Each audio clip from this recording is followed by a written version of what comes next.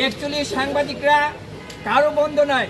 আমরা ভালো নিউজ করব, আমাদের ভালোবাসবে। আমরা যদি একটা লাইন সত্য নিউজ করি, একটা লাইন কারো বিপক্ষে যায়, তাহলে আমাদের উপর নেমে আছে বর্বর অত্যাচার, হত্যাকাণ্ড। এখন আমাদের সময়ের দাবি সকল সাংবাদিককে ঐক্যবদ্ধ হতে হবে, এক পতাকার তলে আনতে হবে। যদি আনতে পারি তাহলে আমরা সাংবাদিকদের নিরাপদ সাংবাদিকতা করতে পারবো। সবার মতামত থাকবে, অন্যায়ের প্রতিবাদ করে তুলবে, সাংবাদিকরা অন্যায়ের বিরুদ্ধে নিউজ করবে এবং মত প্রকাশ করবে। সেই স্বাধীন গণমাধ্যম আমরা চেয়েছিলাম, কিন্তু আজও এই বাংলাদেশে স্বাধীনতা ফিরে আসেনি।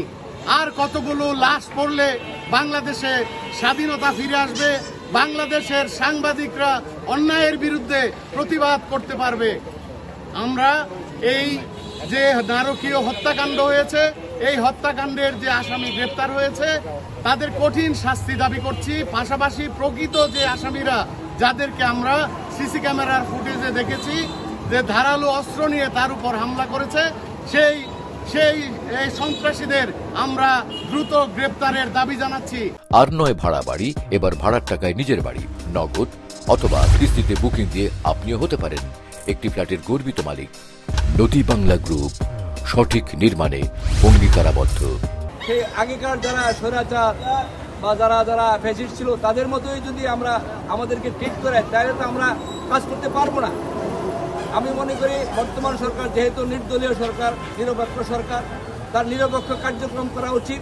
গাজীপুরের যে তুহিন হত্যা, এটা আমাদের সাংবাদিক সমাজের মাঝে একটা নতুনভাবে ভাবার বিষয় নিয়ে আসছে। কারণ আমরা আসলে কি নিরাপদ কিনা? আমি তো মনে করি না, আমরা বাংলাদেশে এখনও সাংবাদিকতা নিরাপদ নয়। কারণ বাংলাদেশ যেখানে একটা সুন্দর রাষ্ট্র, ৭১ সনে দেশ স্বাধীন হওয়ার পর থেকে জুলুম নির্যাতন চলেই আসছে। এই সরকার ও সরকার করতে করতে আমাদের জীবনে কোনো সরকার নাই।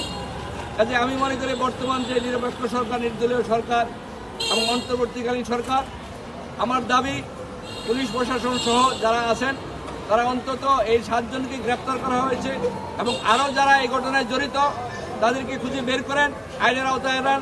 এবং শুধু আইনের আওতায় আনলে হবে না, একটা স্বল্প সময়ের মধ্যে বিচার কাঠামো করে তাদের এই বিচারটা যেন সুষ্ঠুভাবে সম্পন্ন হয়। তাহলে আমরা কলম ধরতে এবং আমরা কাজ করতে স্বাধীন হব, স্বাধীনতা পাবো।